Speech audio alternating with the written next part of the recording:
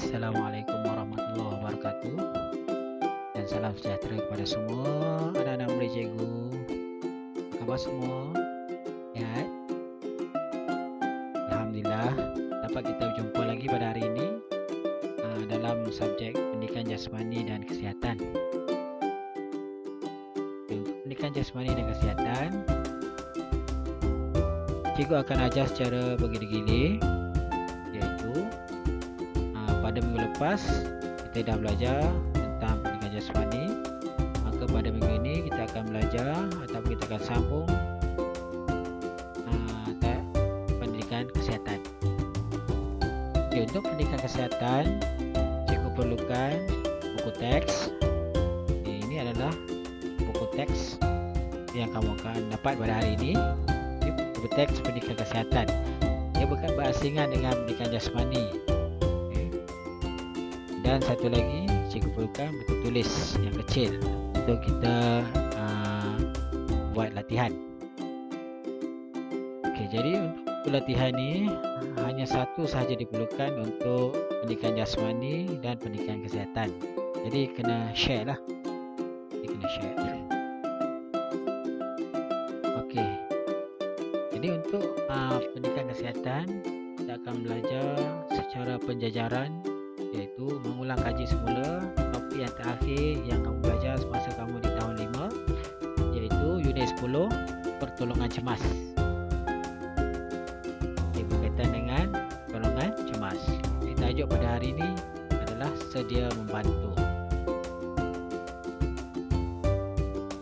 Jadi sebelum kita melakukan pertolongan cemas terhadap kecederaan yang berlaku, terlebih dahulu kita kena kenal pasti dahulu apakah jenis kecederaan yang kita boleh lakukan pertolongan cemas. Hanya jenis kecederaan ringan sahaja yang boleh kamu lakukan pertolongan cemas. Kalau kecederaan yang berat, kita tak boleh lakukan bantu mula pertolongan. Ada dua jenis kecederaan ringan kat sini, iaitu yang pertama melecet dan yang kedua melecur. Hanya dua kecederaan ini sahaja yang kita boleh lakukan pertolongan cemas. Mula sekali kita akan tengok kecederaan ringan melecet. Jadi apakah kecederaan ringan melecet? Kalau kamu tengok pada gambar yang ditunjukkan, pernahkah kamu mengalaminya? Mesti pernah kan? Kalau kamu tak pakai stokin, datang sekolah tak pakai stokin, jadi inilah yang akan berlaku.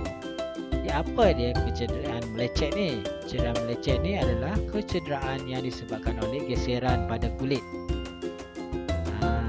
Geseran pada kulit. Bila kulit kamu bergeser, contohnya bergeser dengan kasut, kain kasut tu, boleh menyebabkan kulit kamu menggelupas. Okay. Dan ada gelembung-gelembung kecil yang punya air kat dalam tu. Kalau kamu biasa tengok, orang kata gelembung bisa, air bisa ni. Okay. Ini adalah maksud kecederaan melecet.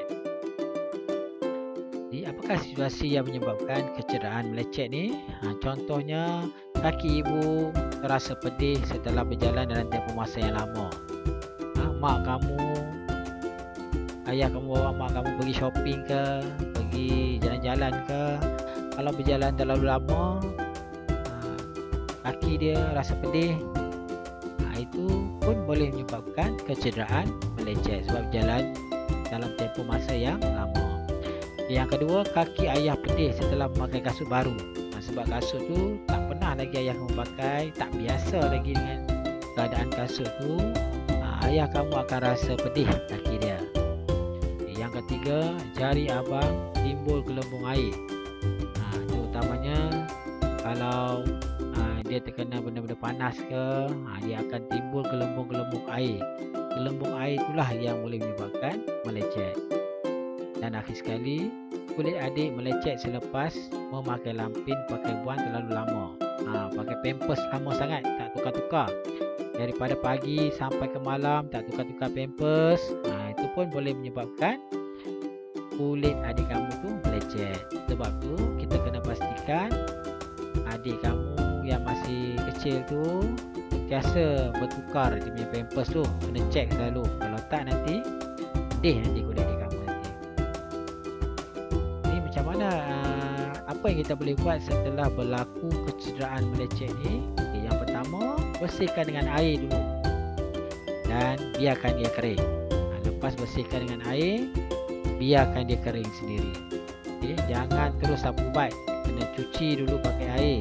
Kena bersihkan segala-gala kotoran dekat kawasan melecet tu. Memanglah rasa pedih, tapi dia boleh dia boleh mengelakkan jangkitan kuman dalam kulit kamu tu. Okay, yang kedua, setelah kering, kalau ada gelembung, boleh pecahkan gelembung tu dan sapukan antiseptik. Antiseptik ni adalah ubat yang warna kuning tu, untuk elakkan kuman ataupun jangkit kuman pada kulit kamu, pada kawasan yang melecet tu. Okay, itu adalah cara ataupun kaedah rawatan kecederaan melecet. Okey, kita pergi seterusnya, melecur. Okay, melecur ni adalah kecederaan yang disebabkan oleh haba panas seperti air, wap atau minyak yang panas. Senang cerita, kalau terkena benda-benda yang panas lah. Kalau terkena benda yang panas, boleh menyebabkan kulit kamu melecur.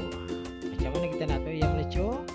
Kalau kulit tu menjadi merah, warna dia menjadi kemerah-merahan dan rasa pedih, itu adalah melecur.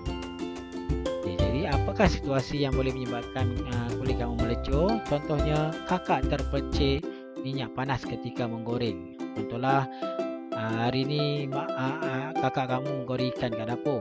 Tiba-tiba ikan tu meletup. Minyak habis kena pada kaki pula. Kena pada kulit tangan kakak kamu tu. Habis. Okey, turun dah mas kahwin dia. Jadi itu pun boleh menyebabkan melecur, terkena minyak panas. Yang kedua, air mendidih terpercik pada badan adik apabila terlanggar teko air panas. Contohlah, ibu kamu letak teko air panas dekat meja makan. Tiba-tiba adik kamu lari-lari terlanggar teko air panas.